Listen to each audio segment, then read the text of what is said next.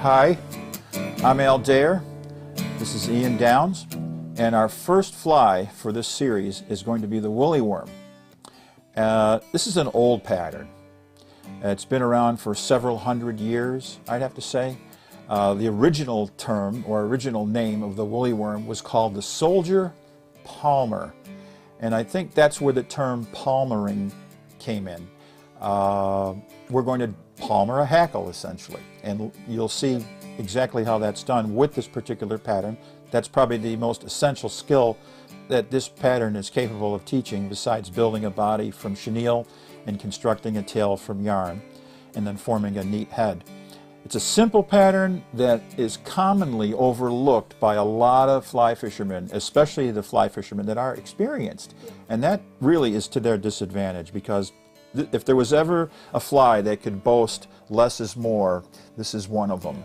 And there's so many ways you can tie a woolly worm, and a lot of people don't realize it, but if you use the right hackle, you can actually fish them dry. But this is the wet fly, the traditional wet fly version of the woolly worm. There's a list of materials that you'll see graphically, but essentially we're using a hook, and in this case I'm using a Mustad 9671, and it's a long shanked hook, probably about a 3X long. It's about a medium wire, and I'm using a size 6. Woolly worms, you can tie them as big as size 4s all the way down to size 16s, but the idea is to use a shank that's relatively long, at least 3X anyways. I'm using... You're not going to be tying it with like a size 18, that's way too small. Way too small, exactly. We're using thread, 3/0 red or 6/0 black, whatever your preference is. It doesn't have to be too heavy, doesn't have to be too thin. The body is made from chenille. Chenille is like the stuff that they make pipe cleaners from. Yep. It's cotton, essentially. Chenille without the wire, you might say. It has a thread center. And you can use any color, really. You can use just about, oh my goodness, the multitude of colors. And the sizes can vary accordingly. The tail is going to be constructed of yarn. In this case, it's red. The hackle is going to be constructed from Chinese rooster or Indian saddle. And we'll talk more about feathers as we continue on with this pattern. What else did we, oh, ribbing. Okay, ribbing in this case can either be a copper wire or it can be a tinsel, a mylar tinsel. So we're going to do that. I guess the first thing we should probably do is put a hook in our vise. What do you think, Ian? Yes. Let me get you a hook here. Well, actually, not the first thing. What do you think about debarbing these hooks? I think you should barb this before you even fish it or tie it. We should debarb it, you mean? Yeah. Yeah, let's debarb the hook, because, you know, I've been fishing barbless for quite a while now, and the way we debarb the hook is we smash the barb down with a pair of flat nose pliers. And I'll tell you, I haven't not lost a lot of fish because I'm fishing barbless. The beauty of fishing a barbless fly is that it's so much easier to release the fish, and when you're casting a fly close to your head and close to your body, if you do get hooked, right? If you do get hooked, that fly's coming out. Yeah. It's not a trip to the hospital, if you know what I'm saying. So let's place these hooks carefully in our vises, okay? And then what do we do first? We start our thread. I like to debarb the hook prior to tying, because sometimes when you debarb a hook, the hook can actually snap. But that probably is 1 in a million. It has happened. Okay, I start my thread by wrapping over itself, right? Go ahead. You're going to follow exactly what I'm doing.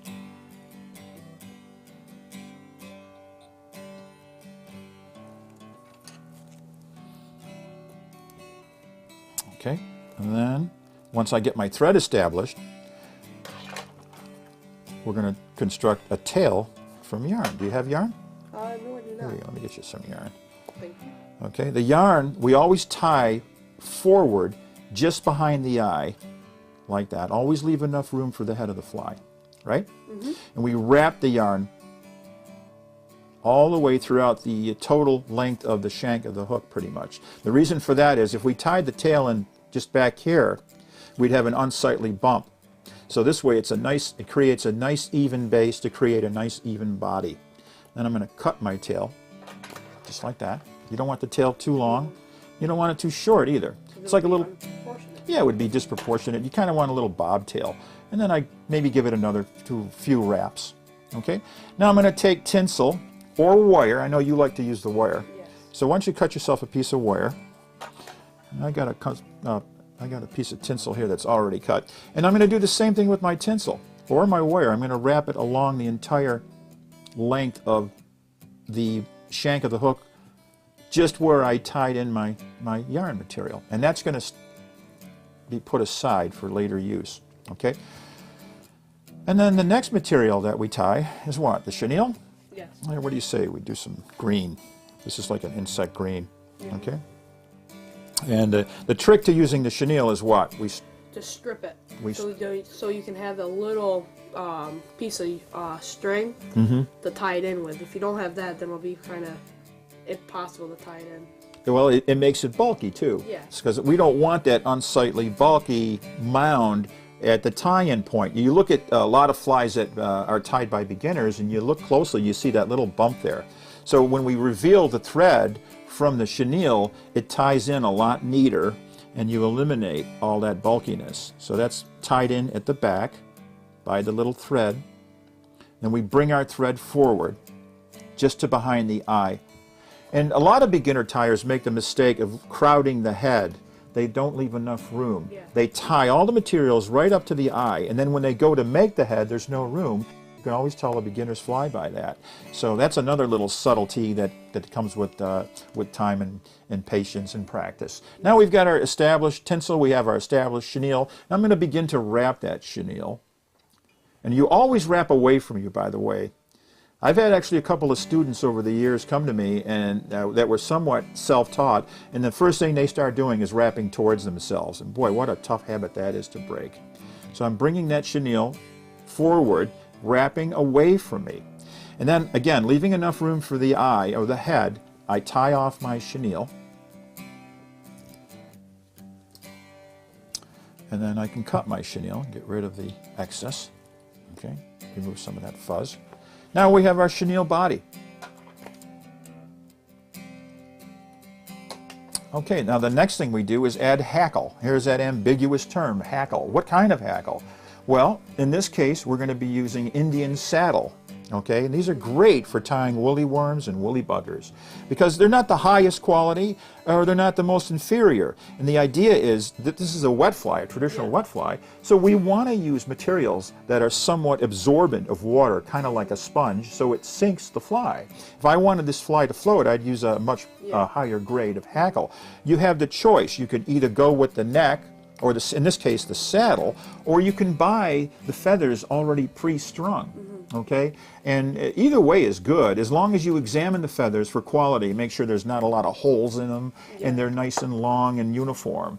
And the neat thing about using the saddle is you can actually select the exact size of the feather to match the size of the fly Because most that of you're these, tying. they're all practically the same size. And Very uniform. yeah. I'd say these are probably good for size 6s and size 4s, maybe even down to a size 8. Yeah. But with this, you can size them down to probably a lot smaller than that, and even a lot bigger if you needed to. So what I'll do is, Ian, is I'll select a couple of these, one for you, one for me, that is probably going to tie the size 6 fly that we need to tie. What do you think? That's a pretty good one right there. That'll probably do a 6. Yep. And I'll get one for myself, and that'll do a 6. And then I'm going to strip off the fuzz, right? We're going to get rid of some of that fuzz. We're revealing the stem of the feather by doing that. That also makes it easier to tie it in. It makes it a lot easier to tie it in. And you don't get all the little hairs. Yeah. So once that's prepared properly, what I can do is take that stem, put it underneath the shank of my hook, right? And then get that established. And another thing worth mentioning at this point is when you're tying with your bobbin, don't have too much thread protruding from the tip of the bobbin.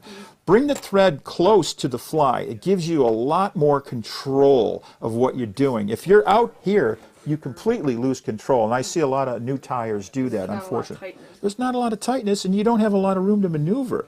When you're close like this, you can get in a very precise manner and execute that skill more readily. Okay, there we go. We've established our stem from the hackle. And the cool thing about this is, I'm going to cut that right now. to within certain tolerances. There we go. Okay, get rid of that. The cool thing about this and the way we've decided to tie this fly is we've picked the English method. A lot of tiers, what they do is they tie the hackle in back here with the tinsel, and then they wrap the hackle forward, and then they follow it by the tinsel. If you're going to do that, you have to tie the tinsel in the opposite direction. But I've tied it, or chosen the English method by wrapping the hackle backwards, like in such a manner, right? Go ahead, you can follow what I'm doing here. By wrapping the hackle backwards towards the bend of the hook, okay, as opposed of tying in the hackle at the bend and wrapping it forward, you'll see the logic here in a second. We take our rib, in your case you're using a copper wire, in my case I'm using a mylar tinsel.